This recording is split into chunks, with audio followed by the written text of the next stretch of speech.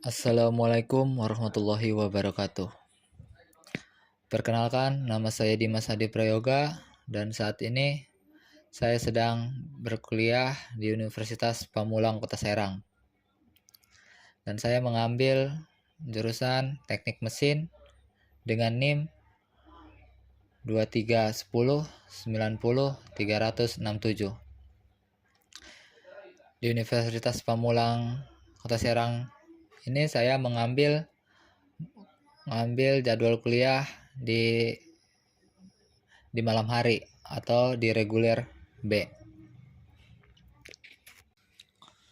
Oke, selanjutnya setelah perkenalan, izinkan saya untuk membawakan materi tentang material komposit. Nah, dan yang pertama ini adalah materi pembuatan material komposit pada bidang radiologi. Dan yang sedang kita lihat ini adalah material komposit yang ada pada bidang radiologi. Bisa kita lihat ini ada beberapa part komposit. Oh ya, di sini juga saya menggunakan materi ini dari buku Ferion Harahap SSI MSI. Nah, dan ini data lengkapnya tentang penulis, editor, penyunting, desain cover, dan penerbitnya. Nah, dan kita lanjut ke bab 1, yaitu pengenalan teknologi material komposit. Yang pertama adalah pengertian material komposit. Apa itu pengertian material komposit? Material komposit adalah suatu jenis bahan baru hasil rekayasa yang terdiri dari dua atau lebih bahan, di mana sifat masing-masing bahan berbeda satu sama lainnya, baik itu sifat kimia maupun fisikanya, dan tetap terpisah dalam hasil akhir bahan tersebut atau bahan kompositnya. Lanjut, dengan adanya perbedaan dari material penyusunnya, maka komposit antar material harus berikatan dengan kuat, sehingga perlu adanya penambahan wetting agent. Nah, itu adalah pengertian komposit yang ada di buku yang ditulis oleh Ferion Harahap. Dan selanjutnya, di sini pula ada beberapa definisi komposit. Nah, yang pertama, komposit ini mempunyai tingkat dasar. Nah, tingkat dasarnya adalah pada molekul tunggal dan kisi kristal. Bila material yang disusun dari dua atom atau lebih disebut komposit. Contohnya adalah senyawa, paduan, polimer, dan keramik. Itu adalah beberapa contoh yang ada di tingkat dasar di definisi komposit.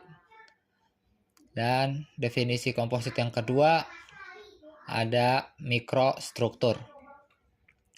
Mikrostruktur ini ada pada kristal, fase, dan senyawa.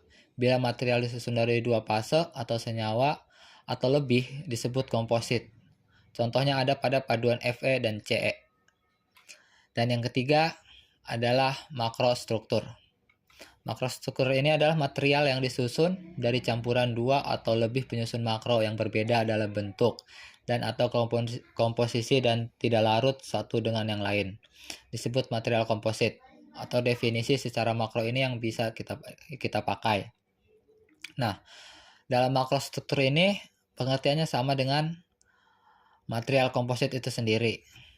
Karena mempunyai campuran yang disusun dari campuran dua atau lebih penyusun mah. Dan yang selanjutnya kita lanjut ke tujuan pembuatan material komposit. Apa sih tujuan pembuatan material komposit? Nah, sini berikut adalah tujuan dari dibentuknya komposit. Tujuan yang pertama adalah memperbaiki sifat mekanik atau sifat spesifik tertentunya. Nah, dan di sini pembuatan material komposit ini bertujuannya untuk memperbaiki sifat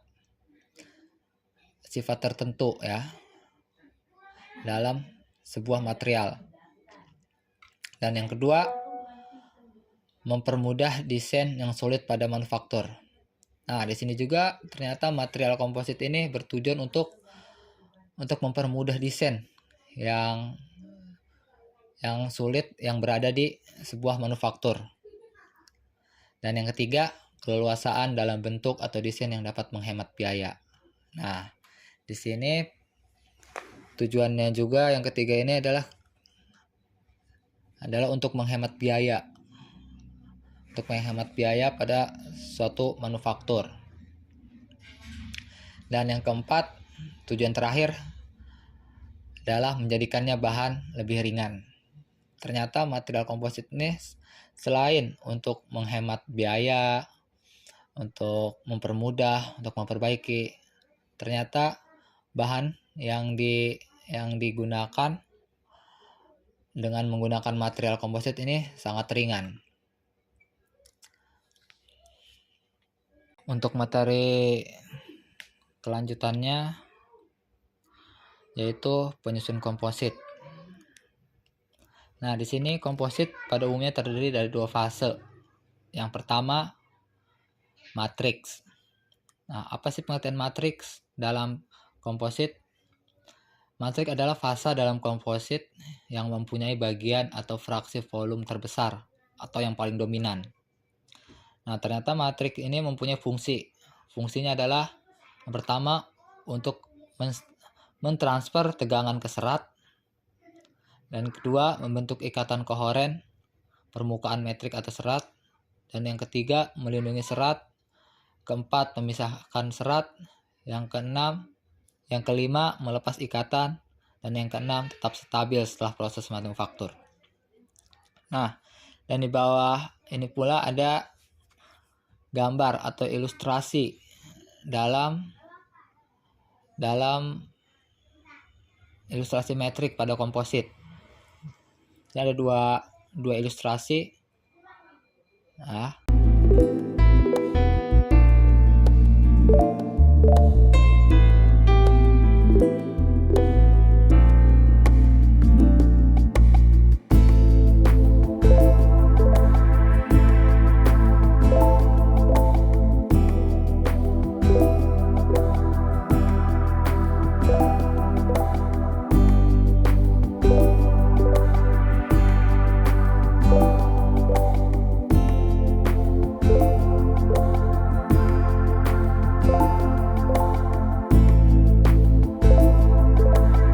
oke, selanjutnya fase yang kedua adalah reinforcement atau filler atau dough fiber.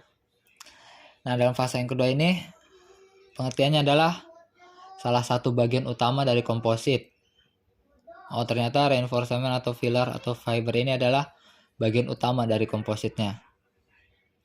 Dan bagian utama ini berfungsi sebagai penanggung beban utama pada komposit.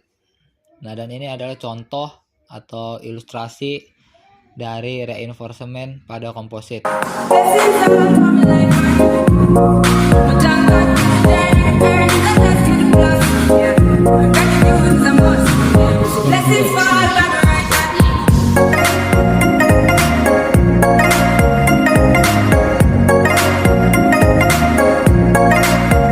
Selanjutnya, adanya 2 penyusun komposit atau lebih menimbulkan beberapa daerah dan istilah penyebutannya. Yang pertama, matriks adalah penyusun dengan fraksi volume terbesar, penguat penahan beban utama, interfasi penekat antar 2 penyusun, dan interfase permukaan pas yang berbatasan dengan pas lain. Nah, di sini ada gambar pengertian komposit. Sini dalam gambar ada interface atau bonding agent, metrik, fiber, dan interface. Kita bisa lihat di sini ada beberapa macam ya. Ada interface yang tadi saya katakan, metrik, fiber, dan interface. Dan secara struktur mikro, material komposit tidak merubah material pembentuknya dalam orde kekristalin. Tetapi secara keseluruhan, material komposit berbeda dengan material pembentuknya karena terjadi ikatan antar permukaan antara matrik dan fillernya. Dan di sini ada juga syarat terbentuknya komposit. Syarat terbentuknya komposit adalah adanya ikatan permukaan antara matrik dan filler. Ikatan antar permukaan ini terjadi karena adanya gaya adhesi dan kohesi dalam material komposit. Dan gaya tersebut melalui 3 cara utama. Yang pertama ada interlocking antar permukaan, atau lebih dikenal dengan ikatan yang terjadi karena kekasaran untuk permukaan partikel. Dan yang kedua ada gaya elektrostatis, atau ikatan yang terjadi karena adanya gaya tarik-menarik antar atom yang bermuatan ion. Nah, ternyata kalau yang pertama tadi interlocking itu bentuk permukaannya partikel, dan gaya elektrostatis ini adalah atom yang bermuatan ion. Nah, dan yang ketiga ini adalah gaya van der Waals, atau ikatan yang terjadi karena adanya pengutupan antar partikel. Dalam hal ini, kualitas ikatan antara matrik dan filler dipengaruhi beberapa variabel. Dan beberapa variabel itu antara lain, yang pertama adalah ukuran partikel, yang kedua rapat jenis bahan yang digunakan, yang ketiga fraksi volume material 0, yang keempat komposisi material, yang kelima ada bentuk partikel, yang keenam ada kecepatan dan waktu pencampurannya, dan yang ketujuh ada penekanan atau kompaksi, dan yang kedelapan ada pemanasan atau sintering. Nah, yang selanjutnya adalah properties kompositnya. Nah, sifat maupun karakteristik dari komposit ditentukan oleh material yang menjadi penyusun komposit karakteristik. Komposit ditentukan berdasarkan karakteristik material penyusun menurut rule of mixture, sehingga akan berbanding secara proporsional. Bentuk dan penyusunan struktural dari penyusun bentuk dan cara penyusunan komposit akan mempengaruhi karakteristik komposit. Interaksi antar penyusun. Nah, bila terjadi interaksi antar penyusun, akan meningkatkan sifat dari komposit itu sendiri. Dari sini berarti setiap interaksi antar penyusun yang terjadi akan meningkatkan sifat dari komposit itu sendiri ya. Nah, dan untuk selanjutnya ada perbedaan komposit dan alloy. Apa sih perbedaan komposit dan alloy itu sendiri? Perbedaannya adalah dalam yang pertama dalam hal sistem proses pemanduannya. Nah, dalam proses ini komposit bila ditinjau secara mikroskopi masih menampakkan adanya komponen metrik dan komponen filler. Sedangkan alloy telah terjadi perpaduan yang homogen antara matrik dan filler. Dan yang kedua, pada material komposit dapat leluasa merencanakan kekuatan material yang diinginkan dengan mengatur komposisi dari metrik dan filler. Sifat material yang menyatu dapat dievaluasi dan diuji secara terpisah. Oke. Dalam perbedaan ini ternyata komposit lebih merencanakan untuk kekuatan material yang kita inginkan daripada alloy ya. Dan sifat material yang menyatu dapat dievaluasi dan diuji. Nah, ternyata komposit juga sebelum kita gunakan bisa kita uji secara terpisah. Oke, dan yang selanjutnya adalah tentang klasifikasi komposit. Berdasarkan metrik, komposit dapat diklasifikasikan ke dalam 3 kelompok besar, yaitu komposit matrik polimer atau disingkat KMP, kedua polimer sebagai metrik, yang keduanya itu adalah komposit metrik logam atau disingkat dengan KML, logam sebagai metrik. Dan yang ketiga komposit metrik keramik atau KMK. Dan di sini keramik sebagai metriknya. Nah, di bawah ini ada gambar klasifikasi komposit berdasarkan bentuk dari metriknya. Seperti yang saya jelaskan di awal tadi, komposit terdiri dari 3 macam. Yang pertama, keramik metrik komposit, yang kedua metal metrik komposit, yang ketiga polimer metrik komposit. Oke, dan selanjutnya kita langsung ke proses pembuatan material kompositnya. Nah, di sini proses pembuatan material kompositnya yang pertama adalah root solid state reaction, atau metode yang paling banyak digunakan untuk pembuatan padatan polik kristalin dari campuran bahan awal yang solid. Padatan tidak bereaksi sama-sama pada suhu kamar selama skala waktu normal dan perlu untuk memanaskan mereka, yaitu temperatur yang tinggi. Suhu yang sering digunakan adalah 500 sampai 1500 oC agar reaksi terjadi pada tingkat yang cukup. Faktor-faktor kelayakan dan laju reaksi solid state tergantung kondisi reaksinya. Sifat struktur reaktan, luas permukaan padatan, reaktivitas, dan termodinamika. Perubahan energi bebas yang terkait dengan reaksi. Dan selanjutnya metode mekanis utama terdiri dari dua jenis. Yang pertama, proses mixed oxide atau proses solid state reaction ini adalah yang paling banyak digunakan. Proses seperti ini cocok untuk memproduksi massal bubuk hemat biaya, bubuk murni yang sangat halus sistematis, lalu reaksi fase gas. Dan yang kedua, ada high energy ball mill atau sintesis fase cair. Metode ini sangat membantu untuk memproduksi homogen bubuk keramik halus dan melibatkan metode CO presipitasi dan sintesis hidrotermal. Laju reaksi tergantung pada laju nukleasinya, tingkat difusi ion, dan luas permukaan hubungan antara padatan bereaksi. Skema reaksi solid state untuk kristal tunggal ditunjukkan pada gambar di bawah ini. Nah, oke. Di sini ada gambar tentang schematic solid state reaction. Di sini ada gambar A, B, A, C, B. Nah, di sini yang sini A dan B ini dalam panel ini original interface-nya. Nah, original interface-nya ini masuk. Oh, ternyata reaction produk layarnya masuk ke tengah. Dan dapat ini menjadi counter evolution of the lone of A dan B. Oh, berarti yang di tengah ini adalah counter diffusion of the lone antara A dan B. Nah, dan selanjutnya penggilingan dan pencampuran atau milling and mixing. Nah, milling atau dikenal juga dengan sebutan blending adalah mencampur serbuk dengan komposisi kimia yang sama tapi mempunyai ukuran partikel yang berbeda.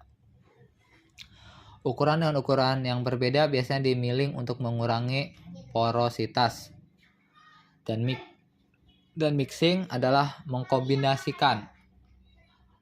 Dan mixing ini adalah untuk mencampurkan serbuk dengan unsur kimia yang berbeda. Salah satu keuntungan dari proses milling dan mixing adalah dapat mencampur berbagai logam dalam satu paduan. Proses milling dan mixing dilakukan secara mekanik. Dan serbuk logam dimilling menggunakan medium cair dan proses ini disebut dengan wet milling. Jika tidak ada cairan yang terlibat dalam proses milling, maka disebut dry milling. Untuk mendapatkan produk yang lebih halus, karena molekul pelarut yang teradsorpsi pada permukaan partikel yang terbentuk dan mempunyai energi permukaan yang rendah. Selain itu, dengan menggunakan wet milling, maka akan menghasilkan partikel serbuk yang tak teraglomerasi atau less agglomerate condition. Penelitian lain juga ternyata sempat melaporkan bahwa kecepatan amortisasian terjadi lebih cepat pada wet milling jika dibandingkan dengan dry milling. Adapun kelemahan dari wet milling adalah sering terjadinya kontaminasi pada serbuk karena menggunakan medium pelarut. Nah, untuk itu dalam penelitian perlu adanya pemilihan medium pelarut sesuai dengan starting material yang digunakan. Oke, dari sini dapat menyimpulkan bahwa dalam penelitian itu perlu adanya pemilihan terlebih dahulu untuk menghasilkan material yang bagus ya.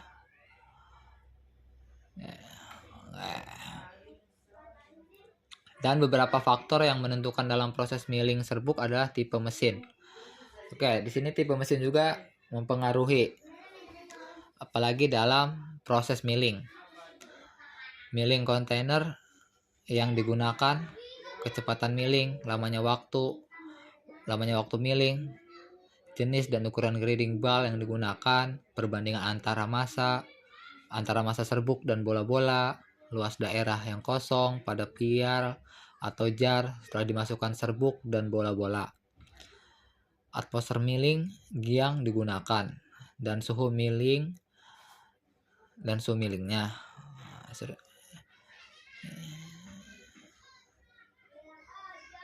Jadi diteliti oleh Surya Narayana pada 2004. Nah, dalam penelitian yang akan dilakukan, proses milling menggunakan high speed shaker mill dengan proses wet milling. Shaker mill yang menggiling sekitar 10-20 gram bubuk pada waktu tertentu. Yang paling sering digunakan untuk pemeriksaan laboratorium dan untuk tujuan screening paduan. Biasanya mill memiliki satu botol yang berisi sampel dan penggilingan bola. Mengayunkan secara penuh beberapa ribu kali per menit. Gerakan getar ini kombinasikan dengan gerakan literal ujung botol sehingga botol muncul menjadi gambaran getaran sebagai tanda ketika bergerak. Selanjutnya, arti komposit adalah gabungan atau campuran. Bahan komposit itu sendiri adalah suatu jenis bahan baru hasil rekayasa dari dua atau lebih bahan di mana sifat masing-masing bahan berbeda satu sama lainnya, baik itu sifat kimia maupun fisikanya, dan tetap terpisah dalam hasil akhir bahan tersebut. Nah, bahan komposit memiliki banyak keunggulan, diantaranya berat yang lebih ringan, kekuatan yang lebih tinggi, tahan korosi, dan memiliki biaya perakitan yang lebih murah karena berkurangnya jumlah komponen dan baut-baut penyambung. Dan kekuatan tarik dari komposit serat karbon lebih tinggi daripada semua paduan logam. Semua itu menghasilkan berat pesawat yang lebih ringan, daya angkut yang lebih besar, hemat bahan bakar, dan jarak tempuh yang lebih jauh. Oke, dalam materi ini ternyata komposit itu sering digunakan dalam pesawat agar pesawat mempunyai berat yang lebih ringan dan daya angkut yang lebih besar. Walaupun pesawat mempunyai berat yang ringan, daya angkut yang lebih besar, tetapi pesawat juga bisa hemat bahan bakar dan jarak tempuhnya juga yang bisa lebih jauh karena adanya material komposit itu sendiri. Dan ternyata militer Amerika Serikat adalah pihak yang pertama kali mengembangkan dan memakai bahan komposit itu sendiri. Dalam pesawat AV-8D mempunyai kandungan bahan komposit 27% dalam struktur rangka pesawat pada awal tahun 1980-an. Penggunaan bahan komposit dalam skala besar pertama kali terjadi pada tahun 1985. Ketika itu, Airbus A320 pertama kali terbang dengan stabilizer horizontal dan vertikal yang terbuat dari bahan komposit. Airbus telah menggunakan komposit sampai dengan 15% dari berat total rangka pesawat untuk seri A320, A330, dan A340. Nah, ternyata di sini militer Amerika sudah menggunakan material komposit ini dari tahun 1980-an.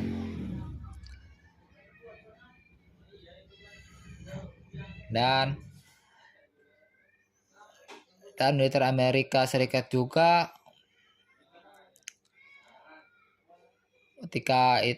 ketika itu mempunyai Airbus A320 A320 yang pertama kali terbang dengan stabilizer horizontal dan vertikal yang terbuat dari bahan komposit. Nah, Airbus ini menggunakan komposit dengan 15% dari total berat rangka pesawat itu sendiri untuk seri A. Dan selanjutnya secara garis besar ada 3 macam jenis komposit berdasarkan penguat yang digunakannya. Nah, di sini kita akan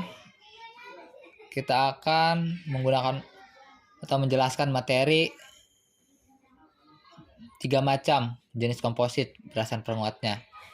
Yang pertama adalah fibrous composites atau komposit serat. Dan yang kedua laminated composites atau komposit laminat. Dan yang ketiga adalah particulate composite atau sering kita sebut dengan komposit partikel. Oke, selanjutnya di sini ada gambar bagian dari komposit itu sendiri. Nah, ini ada beberapa lapis untuk komposit.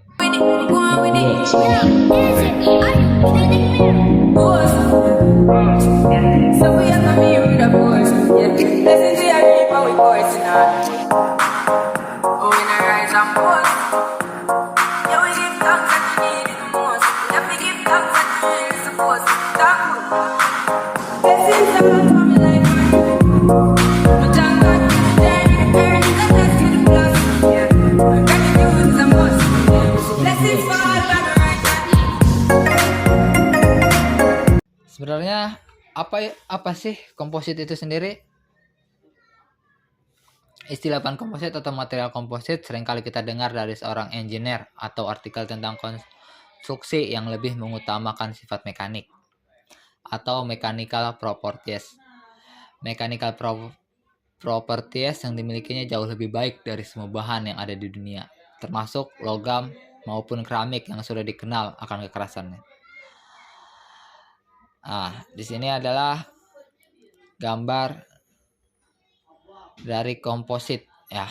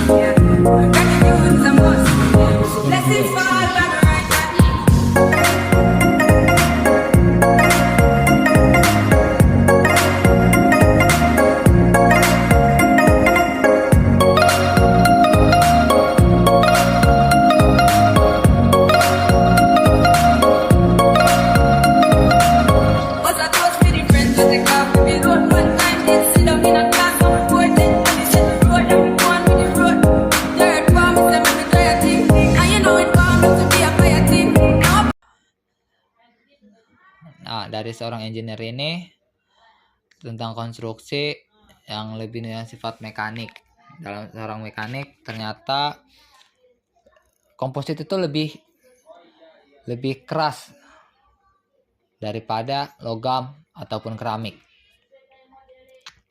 Tapi yang kita ketahui juga, komposit ini walaupun keras, tapi dia mempunyai berat yang sangat ringan.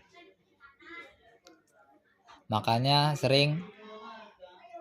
Amerika menggunakannya untuk rangka pesawat. Nah, ini adalah beberapa part dari komposit juga.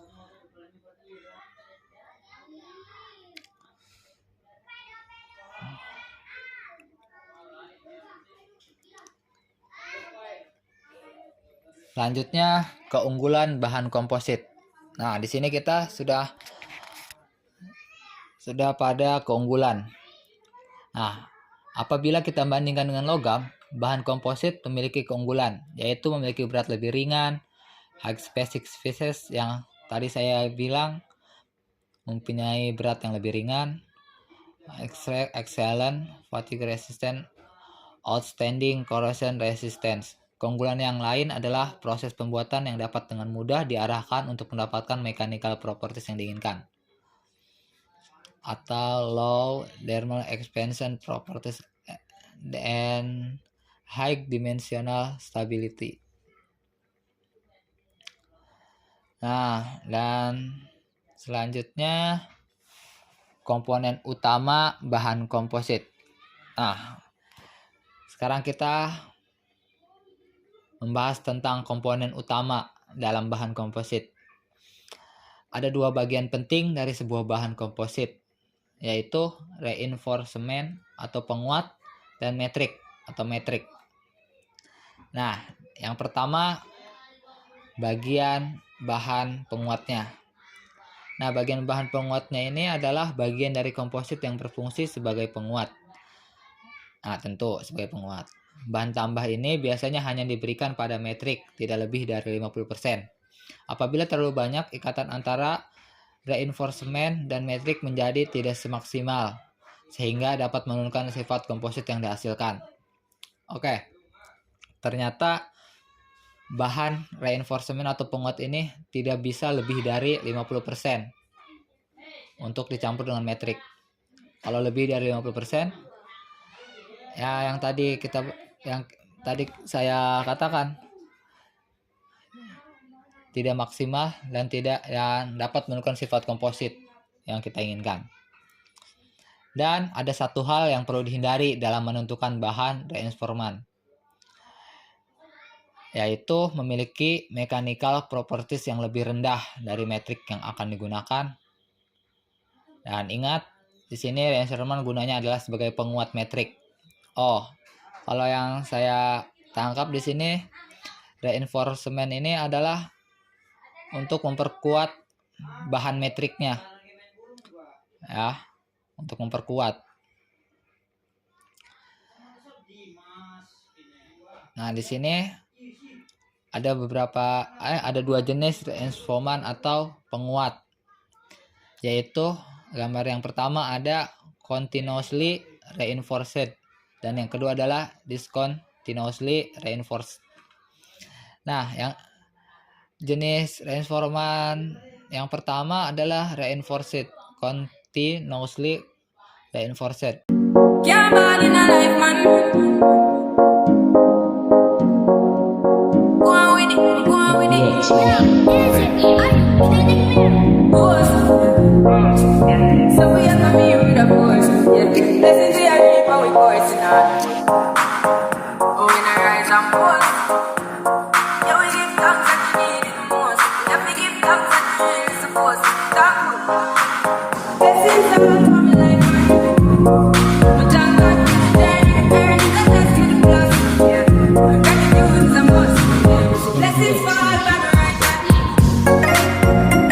Nah, jenis ini adalah bahan penguat yang memiliki bentuk memanjang dan seringkali jenis penguat ini disebut dengan serat.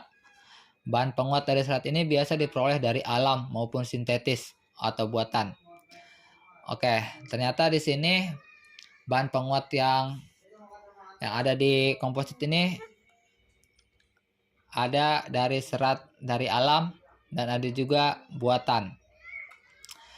Nah, dalam bahan serat alam yang sering digunakan adalah serat sabut kelapa, serat nanas, serat rambut manusia, serat waru, serat sutra, serat pelepah pisang, serat rami, dan lain sebagainya. Oke, ternyata banyak sekali yang bisa digunakan dalam bahan serat alam ini ya. Bahkan serat rambut manusia pun bisa digunakan ternyata. Pelepah pisang, sabut kelapa, serat rami, dan lainnya. Oke. Sedangkan serat sintetis seperti serat glass, karbon, aramid, dan lain sebagainya. Oke. Kalau serat sintetis ini lebih dikenal sebagai karbon kali ya. Serat karbon. Oke. Karbon yang sering kita dengar ya, kawan-kawan. Oke, kita lanjut. Yang kedua adalah jenisnya yaitu discontinuously reinforced. Nah, jenis ini adalah bahan penguat komposit yang memiliki bentuk tidak memanjang. Dan jenis ini pula ada terbagi menjadi 2 jenis lagi, yaitu bahan penguat ini yaitu short fiber komposit atau komposit serat pendek dan komposit partikel. Oke. Dari jenis yang kedua ternyata bisa dibagi lagi menjadi 2 jenis. Nah, itu tadi komposit serat pendek dan komposit partikelnya. Nah, dan ini adalah contoh atau ilustrasi dari komposit dan beberapa bahan dan jenis-jenisnya. Oke, kita lihat lebih dahulu.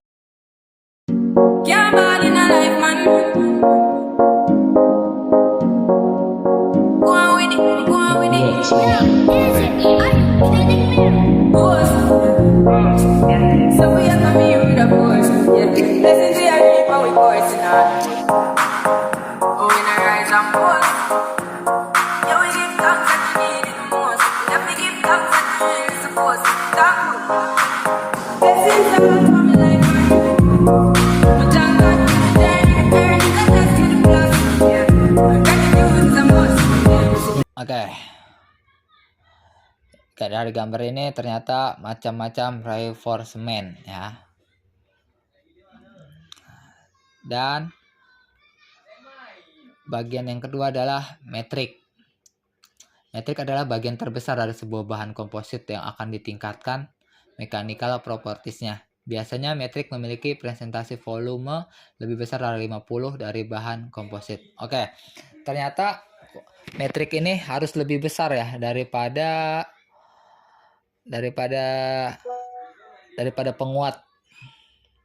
Ya, ternyata metrik ini harus lebih besar daripada penguat. Presentasi volumenya harus lebih besar dari 50% dari bahan komposit. Berarti metrik ini harus di atas 50 ya. Harus 50, bisa 50 sampai 60. Asalkan metrik ini lebih besar daripada penguatnya, agar bisa dikatakan komposit. Dan selain sebagai bahan utama, metrik juga diharapkan memiliki kemampuan mengikat reinforcement dengan baik. Dengan begitu, maka serat yang berperan sebagai reinforcement akan dilepas atau disebut fiber pull out. Pada umumnya, metrik ini berasal dari bahan sintetis. Oke. Ternyata metrik ini berasal dari bahan sintetis ya. Atau sering disebut dengan bahan buatan. Ya, bukan alam. Oke, lanjut. Bahan ini dapat dikelompokkan menjadi 2. Yaitu jenis termoset dan termoplastik. Metrik yang berasal dari bahan termoset seperti resin, epoksi, polyester. Oke. Metrik yang berasal dari bahan termoset ini yaitu resin, epoksi, dan polyester. Sedangkan yang termasuk bahan termoplastik adalah resin, polyether, ether, ketone, dan polyamid. Nah, dalam metrik mungkin pengertian metrik hanya segini. Kita lanjut ke jenis-jenis dan bahan metrik komposit. Oke, jenis-jenis bahan metrik komposit. Bahan di alam ini banyak sekali yang dapat dijadikan sebagai metrik dalam sebuah komposit. Namun, jika dikelompokkan menurut jenisnya, hanya terdapat 3 jenis metrik, yaitu metrik dari bahan polimer, logam, dan keramik.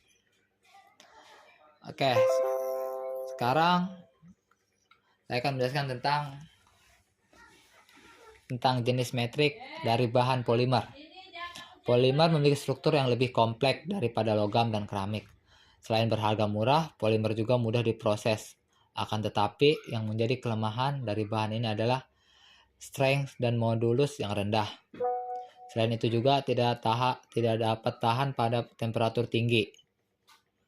Nah, di sini jenis-jenis polimer. Terdapat jenis polimer yaitu termoplastik dan termoset. Termoplastik ini adalah polimer yang akan mengalami lunak hingga meleleh jika dikenai suhu tinggi.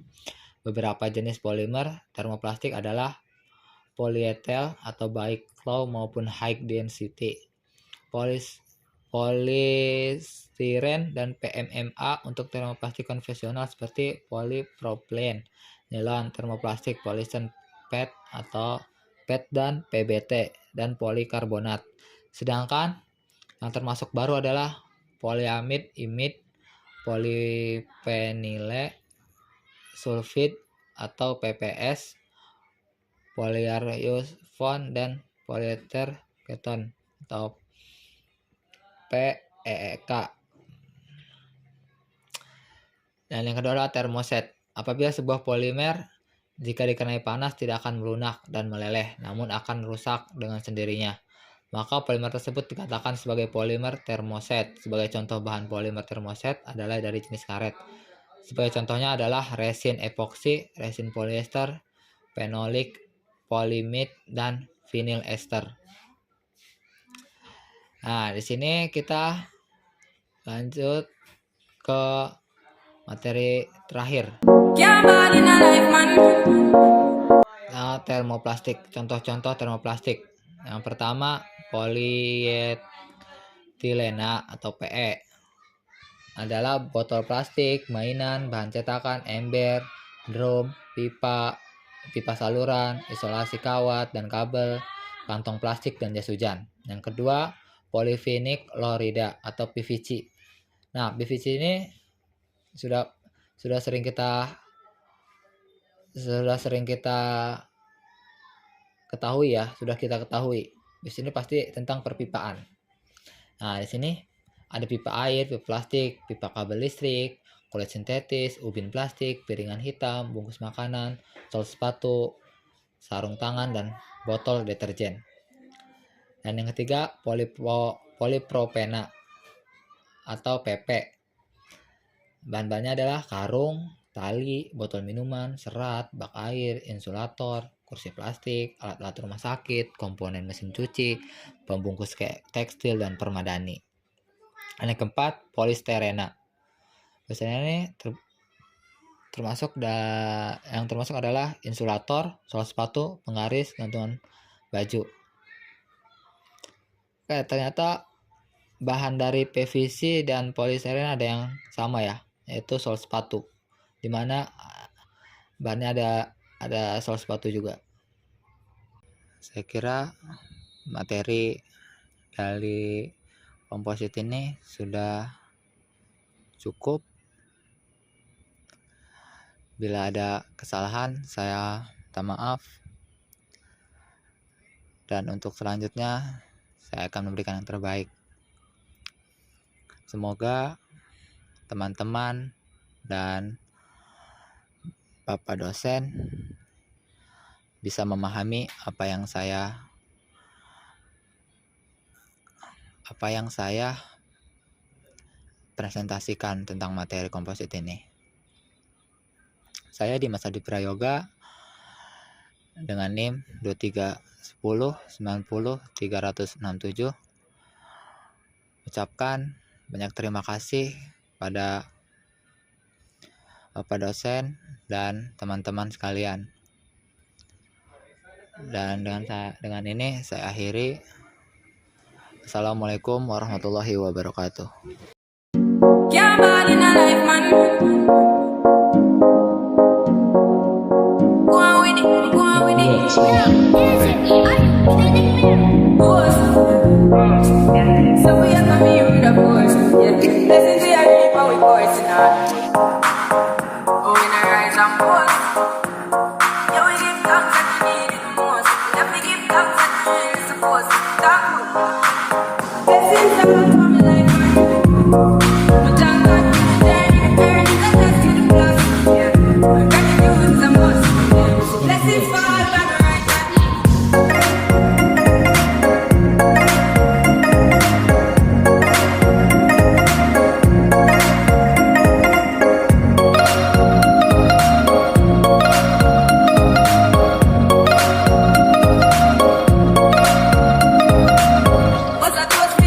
ketika